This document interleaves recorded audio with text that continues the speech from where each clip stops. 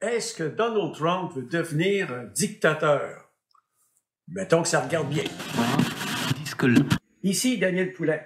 Bienvenue sur ma webtv.info. Il y a des choses qui ont du bon sens, il y a des choses qui n'en ont pas, puis il y a des gens qui n'ont pas de bon sens, puis Donald Trump en est un.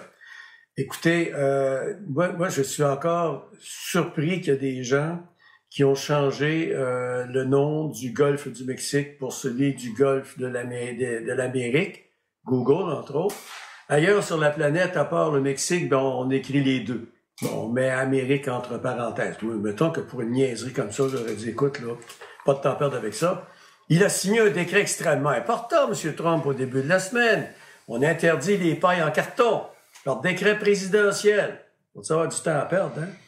Mais pendant que les journalistes se garochent sur ces conneries-là, là, M. Trump, en arrière, là, lui et Elon Musk ont déclaré en fin de semaine, et J.D. Vance en a rajouté, son vice-président, pour ceux qui ne le connaissent pas, que les cours de justice diront ce qu'ils voudront, lui, c'est le dernier de ses problèmes.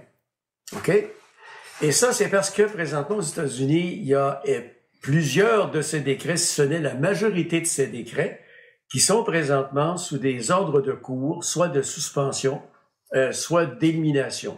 Il y a, entre autres, la suspension de l'aide internationale qui a été décrétée par un juge fédéral. Et là, si Donald Trump et sa bande d'abrutis illettrés commencent à ne pas respecter le judiciaire, la justice, ça ressemble à quoi? Ben, vous savez que dans les pays où il y a des dictateurs, on va parler de la Russie, on va parler de la Corée du Nord, on va parler de la Chine, il y a un système de justice. Mais le système de justice, finalement, ne peut rien faire d'autre que ce que le gouvernement veut qu'il fasse. C'est ça, la dictature, OK? Dans le temps de Papa Doc et Baby Doc, en Haïti, il n'y en avait pas de justice. En Russie, est-ce qu'il y a de la justice d'après vous en Russie? Parce que si vous avez le malheur de ne pas aimer la face de Poutine, vous êtes en prison, on vous empoisonne ou on vous fait disparaître. OK? Erdogan fait la même chose et son copain en Hongrie fait la même chose aussi. Donc, aux États-Unis, si Donald Trump décide de ne plus respecter le processus judiciaire, ben là, on va parler de lui comme d'un dictateur. D'après certains analystes, il aurait des visées à l'effet de réunir les États-Unis, le Canada et le Mexique pour en faire une grande Amérique qu'il fera grandir. C'est lui qui le dit, hein. Il a dit encore cette semaine une autre connerie. Il a dit qu'il mettrait des tarifs à tout le monde sur la planète parce que tout le monde en veut aux États-Unis. Sous-entendre, entre parenthèses, en veut à Donald Trump parce qu'il ne pense qu'à lui-même. À part lui, il n'y a pas personne sur la planète. Donc, si Donald Trump se met à ne pas respecter les ordres de cour, comme un analyste américain disait, dans le système, s'il n'est pas content de la décision du juge, ben il a simplement qu'à aller en appel. Mais c'est pas ça qu'il a dit en fin de semaine. En fin de semaine, il a dit les ordres de cour, je me les mets quelque part. Alors ça, c'est, mesdames et messieurs, c'est le début de la dictature. Maintenant, parlons de notre bande de poules pas de tête qui se promène à Washington présentement. Ils ont commencé à être un peu plus brillants en rencontrant les lobbyistes aux États-Unis parce que c'est à peu près les seuls que Trump écoute présentement. C'est pas une méchante idée. Mais Donald Trump, vous savez, il change d'avis comme il change de chemise. Il peut décider le même matin qu'il fait exactement le contraire de ce qu'il a dans l'idée. Et ça, c'est pour déstabiliser complètement les gens avec qui, éventuellement, il va renégocier ce qui était l'ALENA, il appelle ça l'ECUM ou quelque chose du genre présentement. Je vais vous dire que François Legault, il n'a pas été tellement impressionnant jusqu'à maintenant là-dedans. On va mettre des tarifs par-dessus les tarifs. Peut-être qu'il y a des choses que M. Trump n'a pas le droit de toucher, mais il y a d'autres affaires qui pourraient.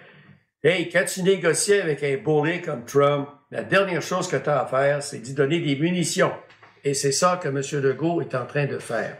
Parce que M. Trump, il n'a pas compris, lui, que le droit international existe. Il n'a pas compris que le mondialisme aussi existe. Il n'a pas compris que toutes les économies de la planète sont imbriquées les unes dans les autres, parce que c'est un illettré. Il peut pas lire sa signature sans avoir mal à la tête, de toute façon.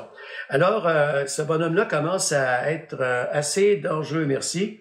Et puis, souhaitons que quelque part aux États-Unis, il y a quelqu'un qui va se lever et qui va dire aux républicains, Voulez-vous redevenir le Parti républicain, pas le parti d'un petit dictateur à la sauvette comme Donald Trump? Sur ce, à la semaine prochaine. Bonjour, ici Danny Prince du Garage Prince au 1258 rue Principale à Nantes. Aujourd'hui, je veux vous parler de mon entreprise, du garage. Je suis bien fier de mon entreprise.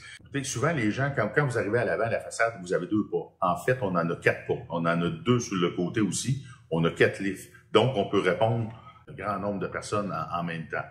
Principalement, on fait de la mécanique générale. C'est sûr qu'on a des spécialités, notamment l'anti-rouille, de l'air climatisé, de l'alignement. On fait de l'entretien de véhicules électriques, véhicules hybrides. C'est toutes des choses qu'on fait ici. On est 3 mécaniciens. Il y a moi, il y a Gabriel, il y a Valérie.